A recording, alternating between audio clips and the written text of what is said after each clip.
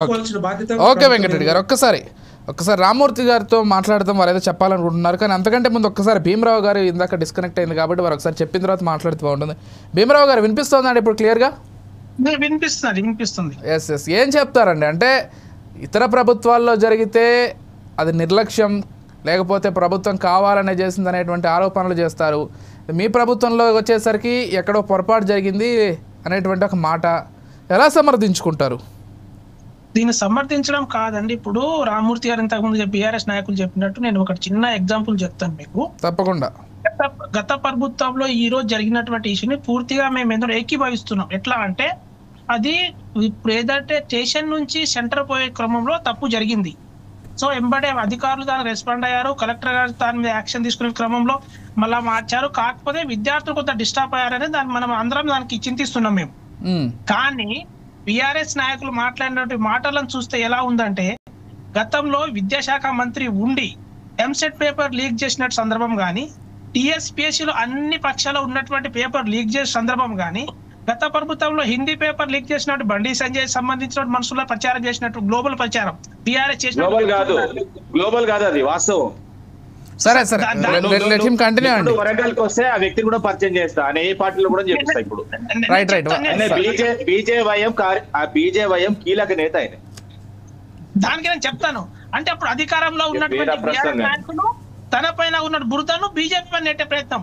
ఇప్పుడు గతంలో ఎంసెట్ పేపర్ విద్యాశాఖ మంత్రి లేరు, రేవంత్ రెడ్డి అన్ని శాఖలు ఉన్నాయని మాట్లాడే బదులు కన్నా గతంలో వాళ్ళు ఉండి కూడా చేసినటువంటి సందర్భాలు ఉన్నాయి. సో ఈ రోజు జరిగినటువంటి విషయంలో ఖచ్చితంగా దాని ప్రభుత్వము దానిపై యాక్షన్ తీసుకుంటుంది. అది ఎక్కడ మిస్టేక్ జరిగింది అనేది. కానీ మేము గత ప్రభుత్వంలో జరిగినటువంటి గ్రూప్ 1 పేపర్ కానీ, గ్రూప్ 2 పేపర్ కానీ, ఏఈ పేపర్లు కానీ, టీఎస్పీఎస్ లో పేపర్లు సెంటర్లో దొరికినటువంటి అంశాలను చూసి, సో అలాంటి ప్రభుత్వం కాదు. కాంగ్రెస్ ప్రభుత్వం జరగాలంటే ఆస్కారం లేదు. కానీ ఈ రోజు జరిగినటువంటి విషయాన్ని మేము ఖచ్చితంగా దాని బాధ్యత వహిస్తాం అనేది మేము చెప్తా ఉన్నాం. అట్లా కాదు భీమరావు గారు, సరే వారి ప్రభుత్వంలో విద్యాశాఖ మంత్రి ఉండి తప్పులు జరిగాయని చెప్తున్నారు.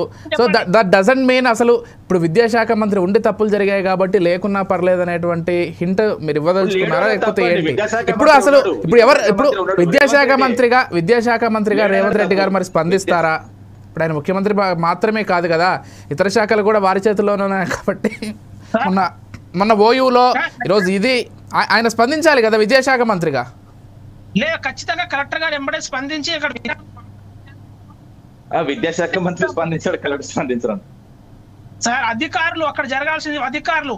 గతంలో బీఆర్ఎస్ లో జరిగిన పేపర్లు ఎంతమంది మంత్రులు స్పందించారు, ఎంతమంది రాజీనామాలు చేశారు, ఎంతమంది యాక్షన్ తీసుకున్నారు? మీరు ఎలా బుర్ద మేమే దొరకబడ్డాం. పేపర్ లీకేజ్ దొరకబట్టిందే మేము. తెలియని విషయం ఏంటంటే పేపర్ లీకేజ్ దొరకబట్టిందే మేము, దాన్ని ఉపయోగించుకున్నది మీరు. అవును, టీఎస్పీఎస్ సంబంధించి వాళ్ళు దొరకబట్టింది, ప్రభుత్వమే దాన్ని దొరకబట్టింది, పోలీస్ వ్యవస్థ దొరకబట్టింది. ఎంసెట్ పేపర్ లీక్ చేదా బీఆర్ఎస్ నాయకులు ఒక్కొక్క 40 లక్షలు 30 లక్షలు చేసిన సందర్భాలు ఉన్నాయి. ఎంసెట్ పేపర్ ఎక్కడ? ఎంసెట్ పేపర్ చెప్తాడు. కాబట్టి పేపర్ లీకేజ్ విషయంలో పూర్తిగా వాళ్ళకు ఉంది కాబట్టి మా కాంగ్రెస్ లాంటి ఏం లేదు. విద్యాశాఖ మంత్రి టీఎస్పీఎస్సీ పేపరు లీక్ అవ్వడం దొరకబట్టడం కూడా మరి బీఆర్ఎస్ ప్రభుత్వంలో జరుగుతుందా? అవును, అదే జరుగుతుంది. నాకు అర్థం కాదు. పోలీస్ మీరు ఒప్పుకుంటున్నారు, మీరు చేపించి మళ్ళీ మీరు దొరకబట్టి మాట్లాడటం అంటే ఏది వెంకటరెడ్డి గారు ప్రభుత్వం చేపించాలని ఏం లేదు.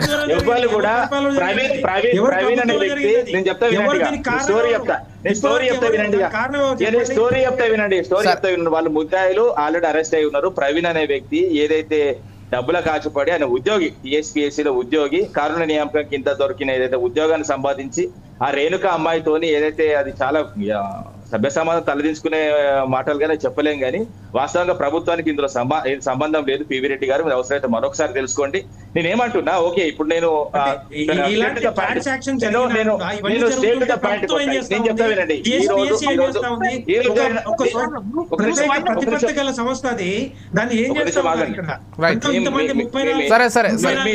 రామ్మూర్తి గారిని చెప్పనివ్వండి. మేము రద్దు చేసినాము, మేము పరీక్షలు రద్దు చేసినాము, దాన్ని వెనుకకు తీసుకున్నాము, మళ్ళీ నిర్వహిద్దాం అనుకున్నాం. మీరు కాదండి వెళ్ళింది, మేము రద్దు చేసినాము. ఇక మీరు అది కరెక్ట్ కాదు, అది మీరు కోర్టుకు చేసింది రాంగ్ అండి. అది నేను అంతకంటే ముందే రద్దు చేసినాం. అవసరం తెలుసుకోండి ఒకసారి, చరిత్ర వెళ్ళకి వెనకకెళ్ళి బయోమెట్రిక్ ఇష్యూస్ తోటి రద్దు జరిగింది. ఇంకోసారి ఏమో పేపర్ ఒక నిమిషం ఆగండి. సబ్జెక్ట్ డీవియేషన్ అవుతుంది. నేను చెప్పేది సబ్జెక్ట్ డీవియేషన్ అవుతుంది. ఒక నిమిషం ఆగండి. సరే. తెలుగు హిందీకి నేనేమంటున్నా ఒక నిమిషం రెడ్డి గారు ఒక నిమిషం సరే ఒక్క నిమిషం రెడ్డి గారు ఇప్పుడు ఇద్దరు మాట్లాడిల్లు, నేను మాట్లాడతా వినండి. అసలు విషయం ఏం చెప్తున్నా అంటే ఏదైతే ఇప్పుడు